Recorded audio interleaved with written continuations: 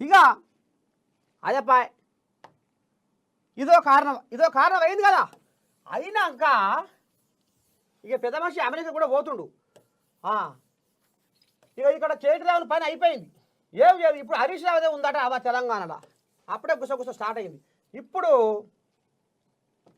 ఇంకో ముచ్చట మనం చెప్పుకోవాలి. వీళ్ళు ఏమంటుర్రు, అధికారం మళ్ళా మనదే. ఆహా, అధికారం మళ్ళా మనదే ఎట్లా అనేది గతంలో కేసీరావు ఈ దండం పెట్టి ఇది ఓడవలేని చెప్పరాని బాధ.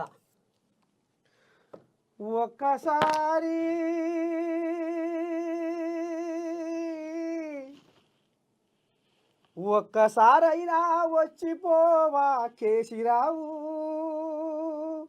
ఒక్కసారైనా వచ్చిపోవా కేసీరావు, మా కన్నీళ్లను చూసిపోవా కేసీరావు, మా కళ్ళల్లో కన్నీళ్ళు చూసిపోవా కేసీరావు. తల్లి లేని పిల్లలమైనాము, తల్లి లేని పిల్లలమైనాము, దిక్కులేని దీనులమైనాము, మా గోడు వినేటి అధికారి లేరా, మా గోడు వినేటి అధికారి లేడా, మా గోసలు చెప్పుకుంటందుకు ప్రభుత్వమే లేదా. ఒక్కసారి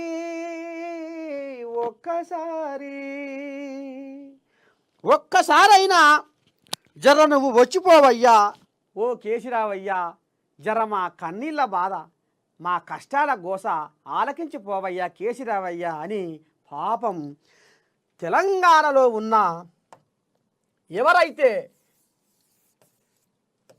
ఆంధ్రాలో విలీనం కాబడ్డాయో, ఆంధ్రాలో విలీనం కాబడ్డాయో 7